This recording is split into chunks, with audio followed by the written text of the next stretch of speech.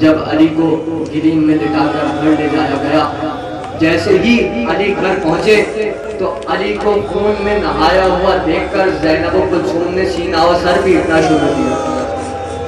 زینب و کلثوم نے اپنا سینہ و سر پیٹنا شروع کیا اور رونے لگی، زاروں قدار رو رہی تھی، بہت رو رہی تھی۔ علی نے کہا اے زینب، آج میرے سر کا یہ زخم نہیں دیکھا جا رہا، کیا ہوگا زینب کہ جب کربلا کے میدان میں 72 لاشیں دیکھنے پڑے، کیا ہوگا زینب؟ زینب سے محبت، علی کو زینب سے بہت محبت ہے۔ آیا افطار کا وقت، آیا علی نے دسترخوان سجایا، ابھی افطار کا وقت نزدیک تھا، علی کی نگاہ اپنے قاتل پر پڑی، ابن ملجم کو دیکھا، اس کے ہاتھوں میں رسیاں بندھی تھیں۔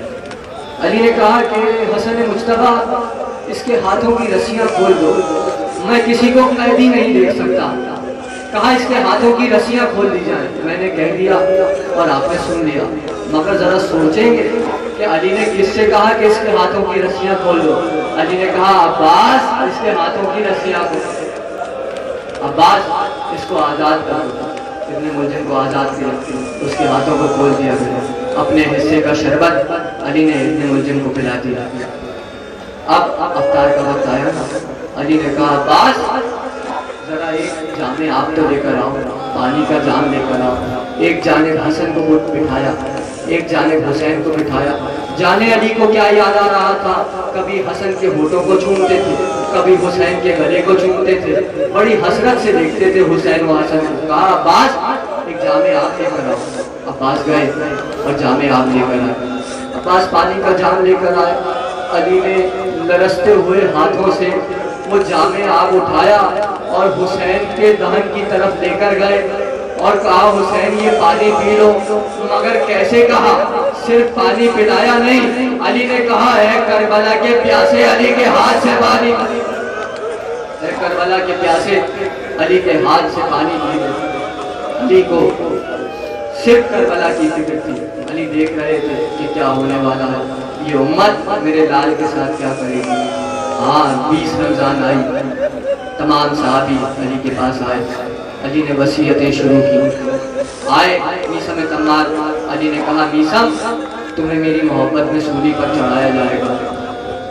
کہا کمیل تمہیں میری محبت میں ذبح کیا جائے گا۔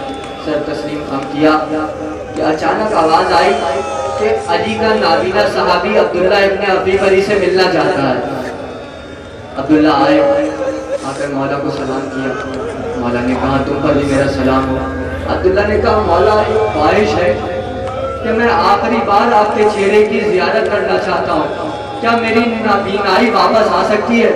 علی نے کہا ہاں عبداللہ میں چاہوں تو تمہاری بینائی واپس آ سکتی ہے، مگر عبداللہ کیا ہو کہ جب کوئی ایسا وقت آ جائے کہ تم اللہ سے دعا کرو کہ پروردگار میری بینائی کو واپس لے، پروردگار میری بینائی کو مجھ سے واپس لے لے۔ کہا کہ مولا پھر مجھے آنکھیں نہیں چاہیے، پھر مجھے نظر نہیں چاہیے، پھر مجھے بصارت نہیں چاہیے۔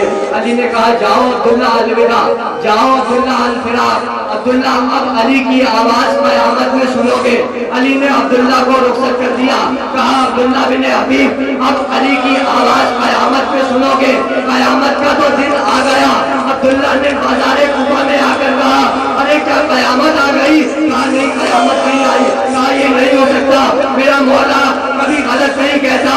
علی نے کہا تھا کہ میری آواز قیامت میں سنو گے، میں علی کی آواز سن رہا ہوں۔ ناطے سے علی کی بیٹی نے کہا ارے عبداللہ یہ علی نہیں، علی کی بیٹی بے مغنا و چادر،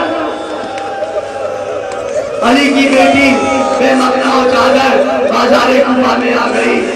عبداللہ کو رخصت کر دیا، وصیت کر کے عبداللہ کو رخصت کر دیا۔ اب علی نے کہا کہ حسن مجتبیٰ تمام اصحاب کو اب اس گھر سے رخصت کر دو اور پردہ ڈال دو۔ پردہ ڈال دیا گیا۔ علی نے کہا کہ جاؤ آپ گھر والوں کو بلاؤ، میری بیٹیوں کو بلاؤ، زینب و ام کلثوم کو بلاؤ، عباس و حسین کو بلاؤ۔ سارے بچوں کو جمع کیا اور جمع کر کے تقریر کے آخری جملے سارے بچوں کو جمع کیا اور جمع کر کے علی نے کہا کہ سب میرے قریب آ جاؤ۔ سب علی کے قریب آئے۔ علی نے کہا کہ میں تم سب کا امام حسن کو بنا رہا ہوں۔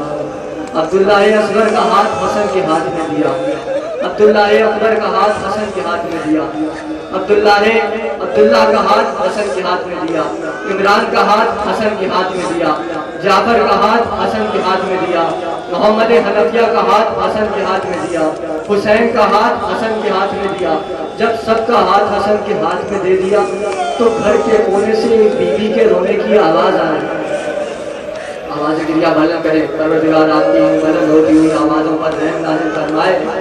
کہ کہا کہ ایک بیوی کے رونے کی آواز آنے لگی۔ علی نے کہا فضا یہ کون رو رہا ہے؟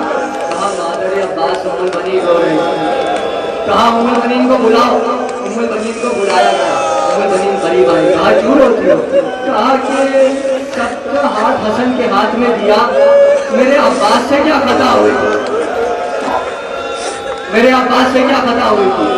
کہا ام البنین صبر کرو، کہا حسین قریب آ جاؤ، عباس میرے قریب آؤ۔ حسین کا ہاتھ عباس کے ہاتھ میں دے کر کہا عباس اس کربلا کے مسافر کا خیال رکھ، عباس اس کربلا کے مسافر کا خیال رکھنا۔ جب سارے بچوں سے وصیتیں کر لی تو پھر علی نے زینب کو قریب بلایا، نہ جانے زینب کے کان نے کیا کہا کبھی پتہ نہ چلا۔ ہاں جب عصر عاشور آ گئی، قافلہ لٹ گیا، علی نے زینب کے کان میں کیا کہا پتہ نہ چلا۔ ہاں جب بازار کوفہ سے ہو کر، بازار شام سے ہو کر دربار شام کی منزل آئی، باب سعد پر زینب بیٹھ گئی۔ سید سجاد نے آ کر کہا تو بھی اماں بازار کوفہ میں صبر کیا، دربار کوفہ میں صبر کیا، ہاتھوں میں رسن بنوائی، سر سے ردا چھلوائی، تو بھی اماں گھبرائیے نہیں، خدا مدد کرے گا، دربار میں داخل ہو۔ زینب نے کہا سید سجاد میں گھبرا نہیں رہی، ارے 21 رمضان کی شب تھی، میرے بابا نے کہا زینب ردا چھینے گی، زینب بازوؤں پر رسن بندھے گی۔ میں نے کہا بابا ردا بھی چھلواؤں گی، رسن بھی بنواؤں گی، تو میرے بابا نے کہا زینب یزید کے دربار